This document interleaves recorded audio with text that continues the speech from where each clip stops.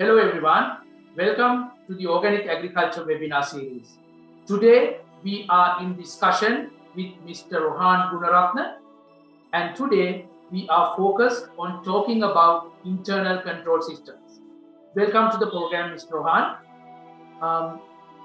Mr. Rohan, I would like to start from a brief introduction to yourself. Can we start from there?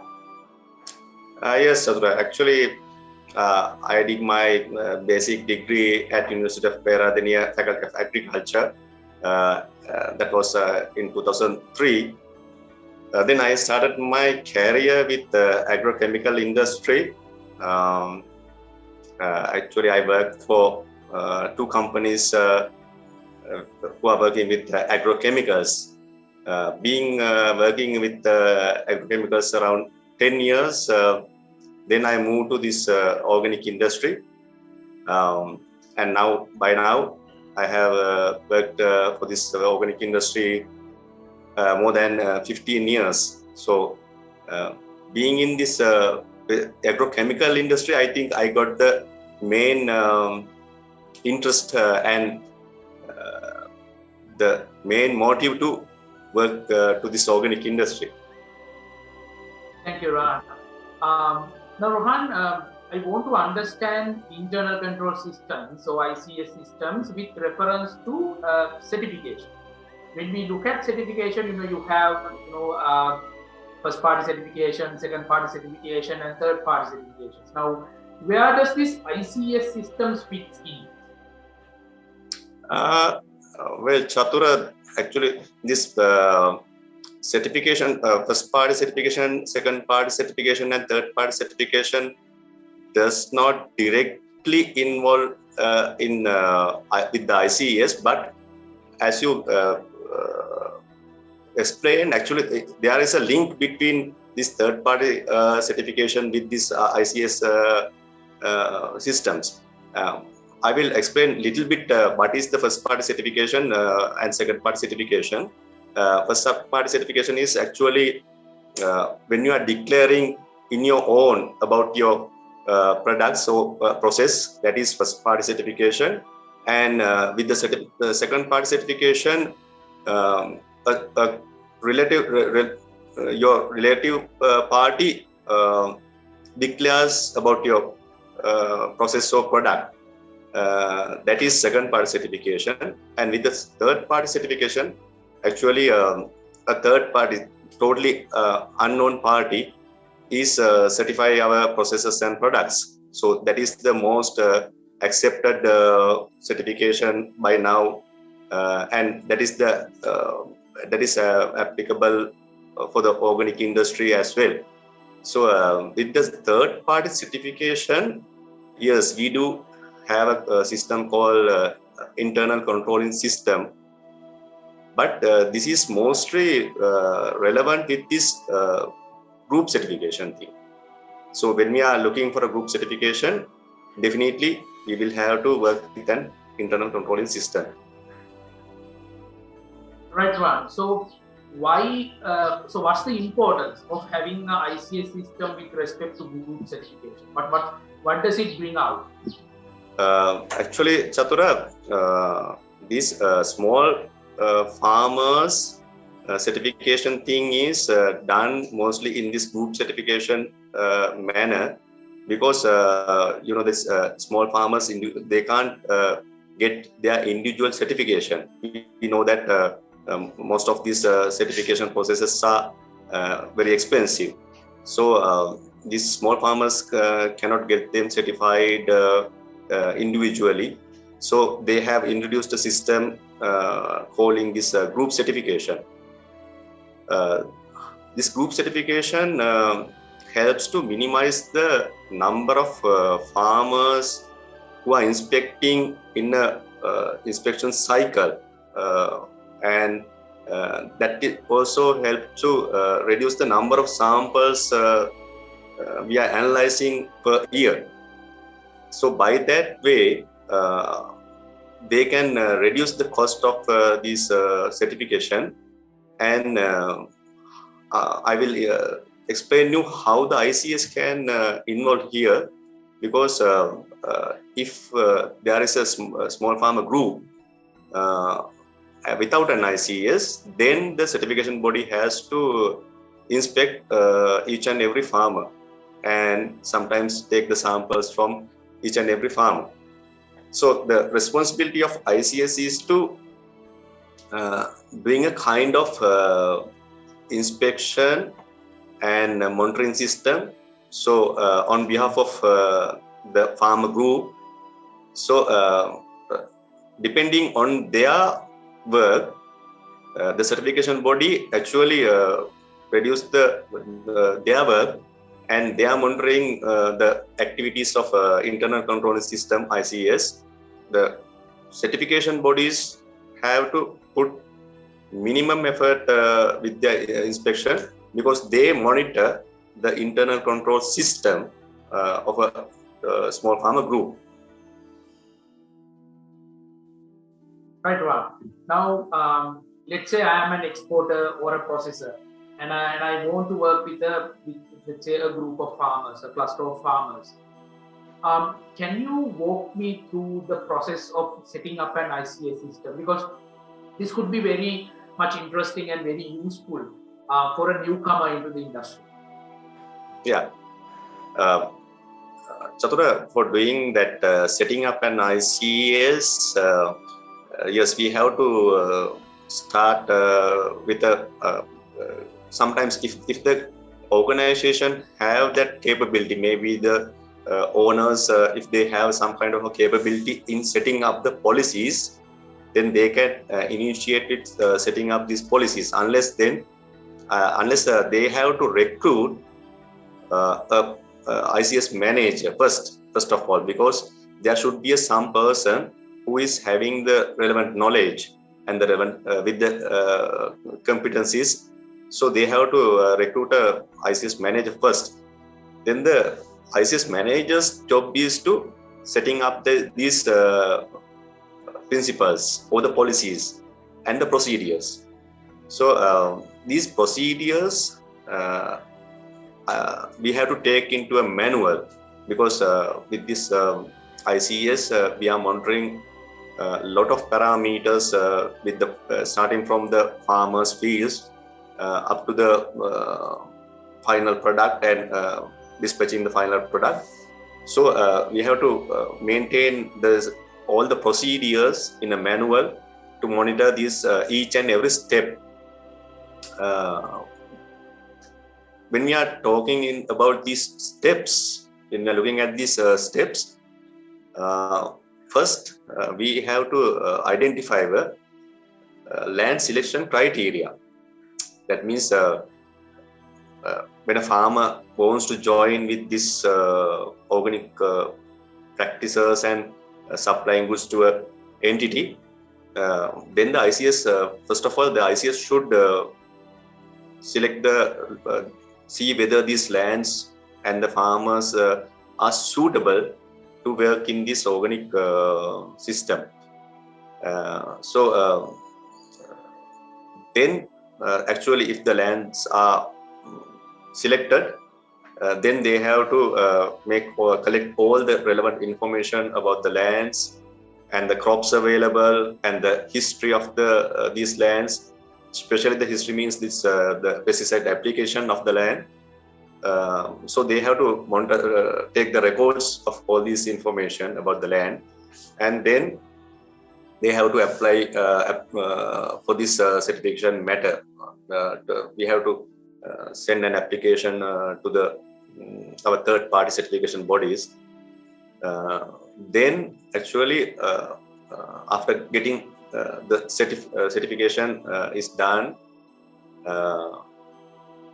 we have to maintain all the records, especially the purchasing records and these all the field application practices, everything. We have to keep records. Actually, some part of these records is maintained by the farmers themselves, so we have to train them. And after purchasing, from the point of purchasing, that these records have to be maintained by these ICS officers and the relevant other officers like involved in purchasing and extension officers. So that is up to the processing level, the ICS involvement up to the processing level.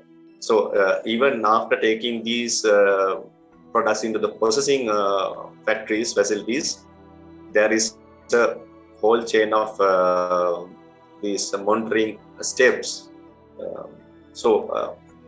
When if you are asking me about this the certification up to this processing steps, that's all about this with the farmer level up to the processing facilities. Right. So now if we try to summarize this, Rohan, let's say we want to highlight the major stakeholders in setting up the ICS system. So who are the major ones? Actually, the company owners is the first stakeholder, because they are looking for this service, and they have their requirement, and then our suppliers or the farmers are the second party, and then these ICS officers together with the purchasing team and the extension teams, and from the other side, the certification body involves in this process. And Rohan, in terms of extension services, is that being provided by the processor or the company ownership? Actually, extension service mostly related with this agriculture knowledge, agronomic practices. They have to have that kind of particular knowledge. So actually, we know that sometimes our entrepreneurs having these kind of related agricultural knowledge, if they have sufficient knowledge, they can do it by themselves, unless there should be professionals involving in this thing, because even some of these entrepreneurs have relevant agriculture knowledge. We know that most of them have do not have sufficient knowledge on organic practices. So to train on these organic practices and especially the organic principles, they have to have the relevant knowledge. Right. And Rohan, the other area which I want to touch is onto the practical aspect of it. Now, you have been in this area for more than 5-6 years, and I'm pretty sure you have quite a lot of experience.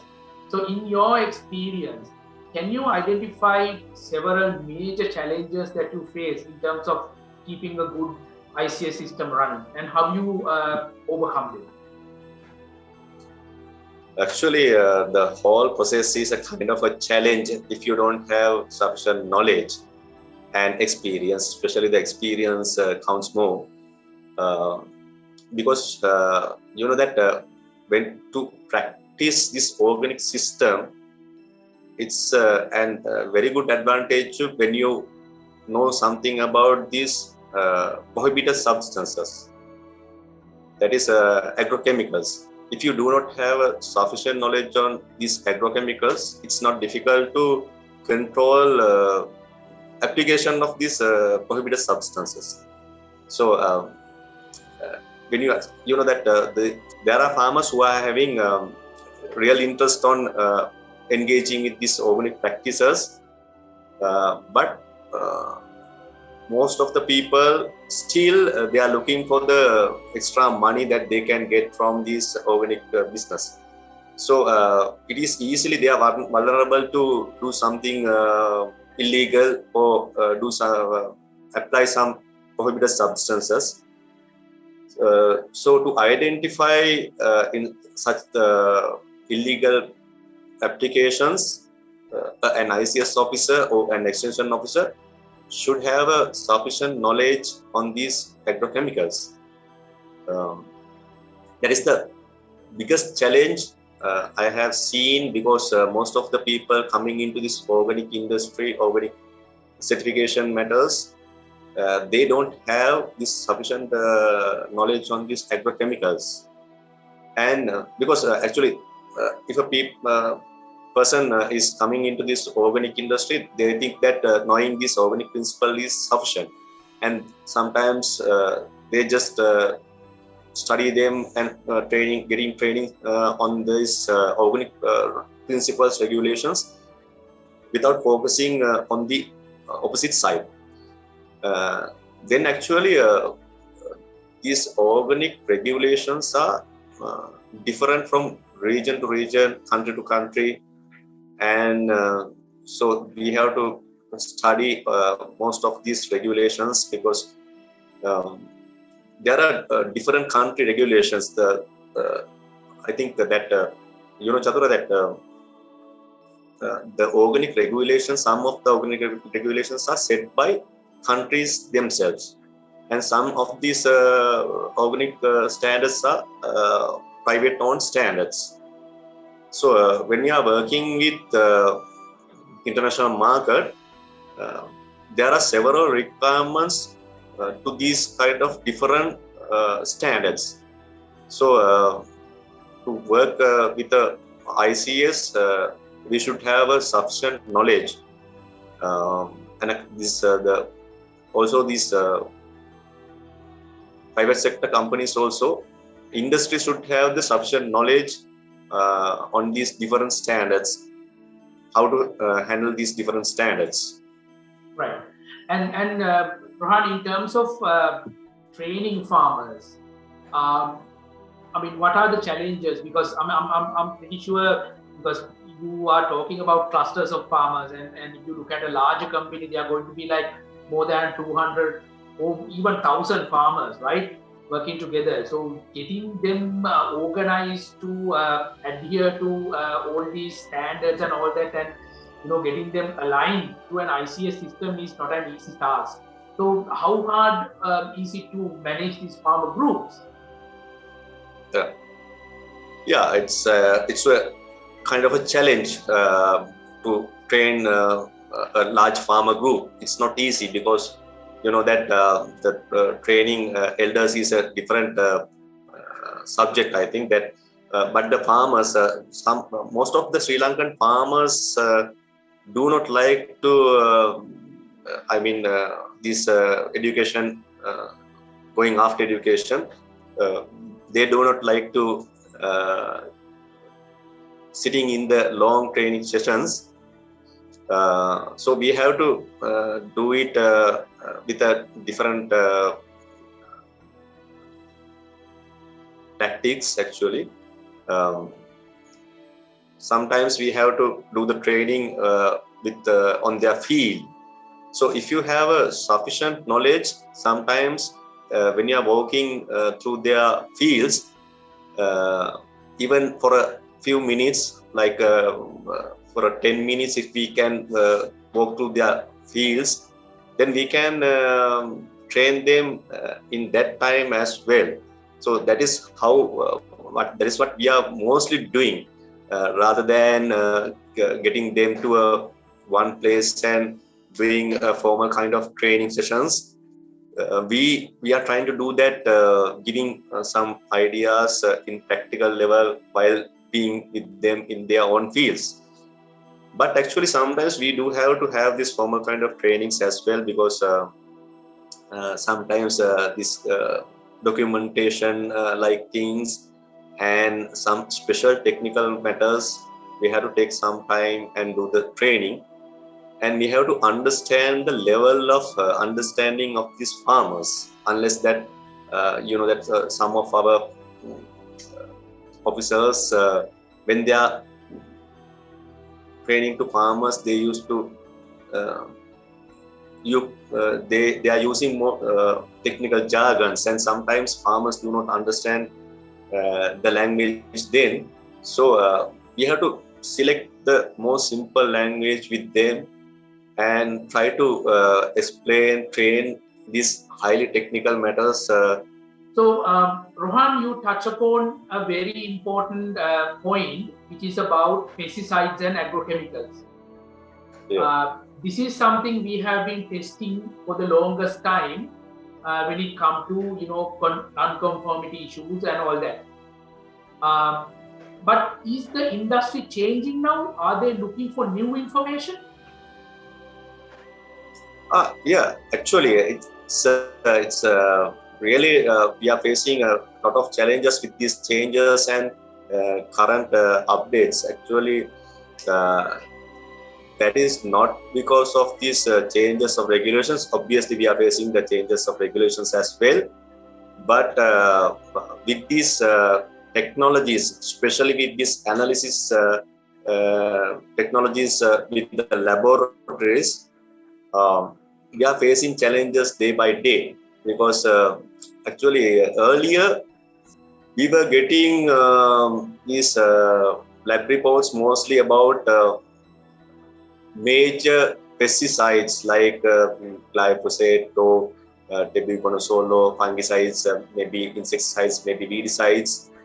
But since about 2 to 3 years, these labs they have now developed their techniques, analysis techniques, and they are now very sensitive. So with these techniques, they can cover thousands of these different substances in a sometimes in a single analysis. So now they are identifying a lot of different substances, chemicals that are not uh, directly considered as pesticides. I think sometimes you may have heard of these substances now calling little bit frequently in this organic industry. Uh, Chemicals like anthraquinone, biphenyl, phthalimide, polyaromatic hydrocarbons, mineral oils, and diphenylamine, chlorate. These are the substances now emerging substances that are giving all the problems to organic industry, because these chemicals mostly do not applied by our farmers. They are not available even as pesticides in most of the countries, but still they are getting detected in the food products, food items, maybe in spices, maybe in teas, maybe in other products like fruits, and sometimes in rice products. They can be get detected. Actually, we were we didn't have any idea at the initial stages how they can contaminate with these organic products. So later on, we got to know that there are very few researchers have been done on these kind of substances. But now gradually we are getting knowledge on these kind of substances. Some of them are naturally prevailing in these crops. Sometimes anthraquinone can be present in teas or spices as a natural product, and sometimes substances like biphenyl and phthalides, they can contaminate it through the environment they are growing or they are possessing. It's sometimes it's very hard to control if it is this sort of nature of called ubiquitous. So because that is unavoidable chemicals, these are called because it is all over they are in the environment. These thaliamides actually can be come with household dust as well, because thaliamides is a ingredient with most of these paints and the inks we are using in this household material. So it can be easily get mixed with this household dust, and with this household dust it can be easily mixed with these organic products. So when farmers are handling these organic items in the primary processing levels, these substances can be contaminated easily. But actually, they are not easy to identify. Even a well-trained officer cannot identify until it is get detected in the laboratories. Yeah. So, and there is very limited very limited methods to control these contaminations, because no one is applying these substances purposely. So that is the biggest challenge, Chatur, I think, that now we are facing with the organic industry, because day by day they are finding another new substance with the improvement in these laboratory techniques. Day by day we are facing new substances emerging and giving us problems. Now, Rohan, this brings us to a new, very interesting juncture. We talk about new advances, we talk about new technologies, and at the same time, European Union, they are changing their new regulations, and those new regulations are going to have an impact on the ICS systems as well. And I would like to seek your expertise on identifying some of those major changes into the ICS systems, and how can we be ready to face those changes. Yes, Satura, the EU Commission have implemented these new regulations with these organic systems. The new regulation code is 2018/848. Actually, with this new regulation, it seems that we are going to face a lot of new challenges. Partly it is about the certification aspects, especially the certification of farmers, and on the other side, they have put a lot of limitations on these processing aids. In the certification side with these farm fields, actually they are now limiting for a maximum of 2,000 farmers per an ICS. That means if we are working with more than 2,000 farmers, we do have to have a separate ICS to the additional farmers. So that would be, fortunately we are handling, most of our Sri Lankan entities are by person now handling less than 2,000 farmers. Actually, we were earlier working with around 3,000 to 4,000 farmers, but with these recent challenges, we are curtailing the certification number of farmers certified to be enabled to put more effort on these farmers individually. And the second challenge we are getting with this new organic regulations is that they are limiting the size of the lands as well to be considered in this group certification. So if a farmer is having more than 5 hectares, or he is earning more than 25,000 euros per year, then he would be considered as a large scale or medium scale farmer, and we cannot consider him in this small farmer group certification thing. So that will be also a big challenge, because sometimes we need to keep these medium level farmers to provide sufficient volumes, but then we have to do the certification matter individually of these farmers, and then the cost will be definitely increased with this thing. And sometimes with our Sri Lankan farmers, there are large fields, but they are cultivating only a small scale of this large land. But with this new system, they are indicating that even if the organic cultivation is small, they are considering about the size of the lands. Still, actually, we are studying about this the new standard, a new regulation, and we are discussing these things with our certification bodies and the stakeholders. Sometimes our buyers, they are also discussing with us about these challenges.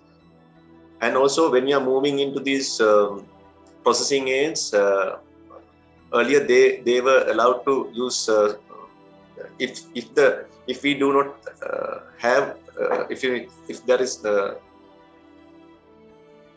if the organic processing aids are not available, then they are allowed us to use natural ingredients, natural flavors. But with this new regulation, they have put a lot of restrictions on using of these natural flavors or natural ingredients. They are limiting them to only for the organic flavors or organic ingredients. You know that in a country like Sri Lanka, we don't have access to many kind of these organic ingredients, organic processing aids. They are expensive, and sometimes we have to, most of the time, we have to import them. So the cost will be increased with these new regulations, definitely. Right.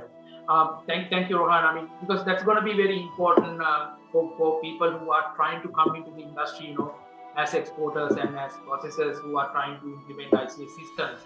So it seems like the new changes are going to be challenging, and obviously, you know, our guys have to find innovative ways to overcome them. And now moving into the last section of our discussion, Rohan, I want to go back to your experience in this area. And I want you to focus on your experience, specifically in handling a non-conformity issue. Because ICS systems are there to make sure that, you know, conformity is maintained. So when a non-conformity issue comes, obviously you have to make sure you identify what has happened, and then you have to put in place the right things to make sure things are, you know, back into order. So can you take us through an example, you know, because that's going to be very useful for the viewers. Thank you. Yeah, before moving into an example, I would explain a little bit about these non-conformities, because I think there are several ways that we can get a non-conformity in the working in this organic industry. Non-conformity means that there are regulations, that there are limitations if with these organic standards. If there is any kind of violation, then it is called non-conformity. Simply, we can explain it in this way. And you know that if a farmer has applied any illegal substances, then that sort of non-conformities are considered as major non-conformities.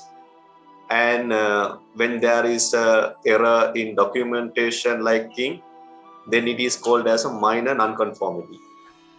So if the ICS system is quite sound, then the number of non-conformities we are getting in a inspection cycle would be very less, because internal controlling system is there to eliminate or at least minimize these non-conformities. However, it is very difficult to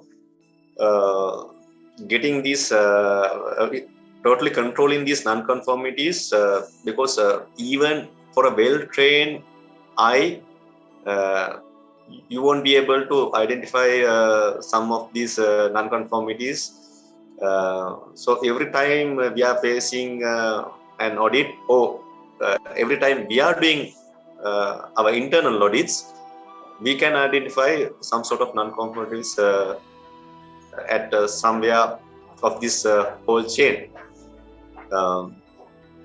And especially these non-conformities are linked with the customer complaints. Sometimes they can be they can be identified in the audits or in the inspection cycles, or sometimes they can be identified as a customer complaint.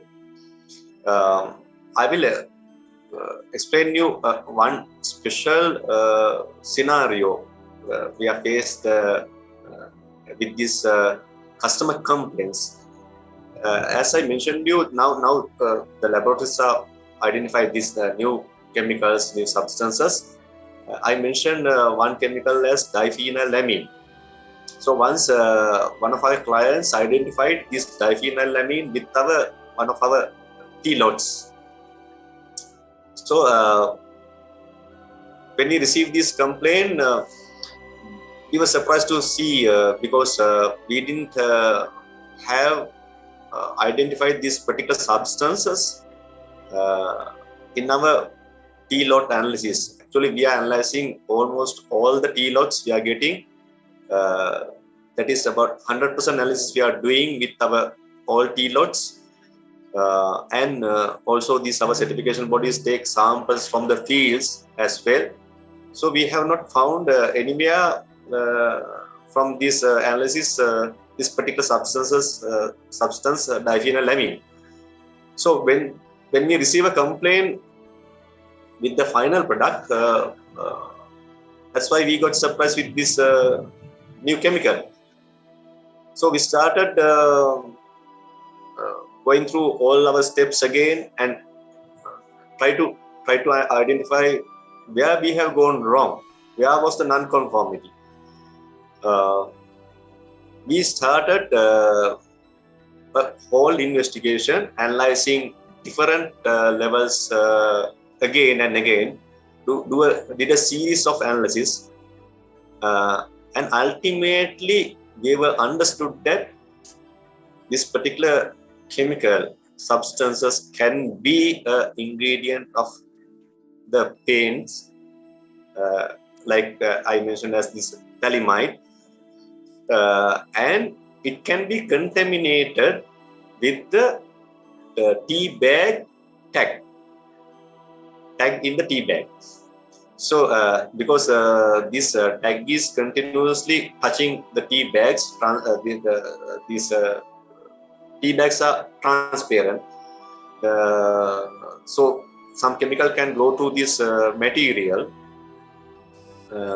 and that is where we could identify the problem.